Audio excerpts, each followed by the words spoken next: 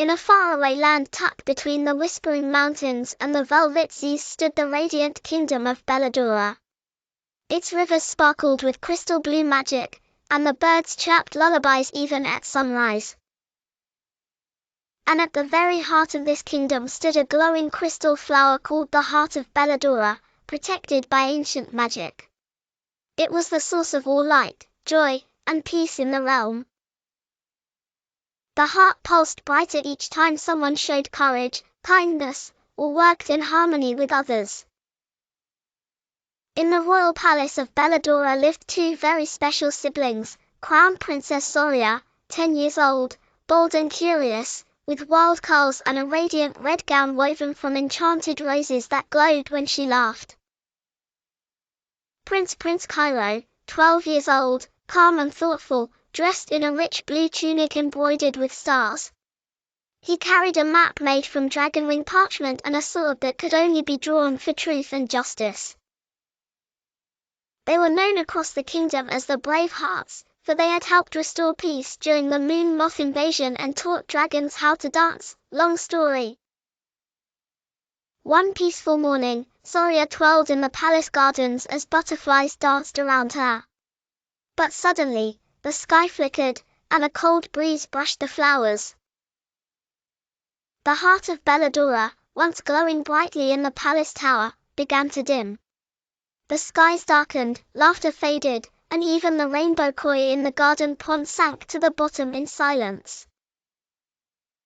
Zaria and Kairo rushed to the tower. A message appeared in glowing gold letters above the heart: to restore the light, you must find what's right. Courage, kindness, and teamwork, the crystals must reunite. Kairo's eyes lit up. This is the legend of the lost crystals. It's real. Zaria grinned. Then we'll find them. Together. They packed their enchanted gear, summoned their flying pony Cloudwhisker, and soared into the wind with a mission that would test their hearts more than their skills. Their first stop, Mount Dreadrise, home to the Cave of Courage, said to be guarded by the fears of every traveler who dared approach. Inside the cave, glowing crystals lit a winding path. The air grew colder, and then, a lion made of blazing fire leapt forward, eyes glowing. Zaria froze. Kairo stepped forward, trying to unsheath his sword, but it wouldn't budge. The fire lion growled, "You may not pass until your fear is faced." Zaria took a deep breath. Her voice trembled but her feet stood firm. "I'm scared, but I won't let that stop me. I will protect my kingdom." With every word, the flames around the lion dimmed, until he bowed low and transformed into a warm breeze. A fiery orange crystal floated down from the ceiling, the crystal of courage. Zaria caught it in her hands. 1 down. 2 to go. Next, Cloudwhisker glided toward the sighing hills, where they found the Garden of Kindness, once lush and colorful, now tangled in thorns and sadness. Tiny flower fairies fluttered by, their wings drooping. "Our garden faded because no one helped when the rains came," whispered the fairy queen. "We lost everything." Zaria's eyes filled with tears. "Let us help." Kairo knelt beside a fairy and offered her one of his stardust cookies. The siblings rolled up their sleeves and began replanting every seed they could find. They lifted fallen petals, rebuilt the honeybee hives, and even braided the fairy's tangled hair. As they worked, the garden blossomed with color. Rainbow vines climbed trellises. Bees buzzed sweet songs.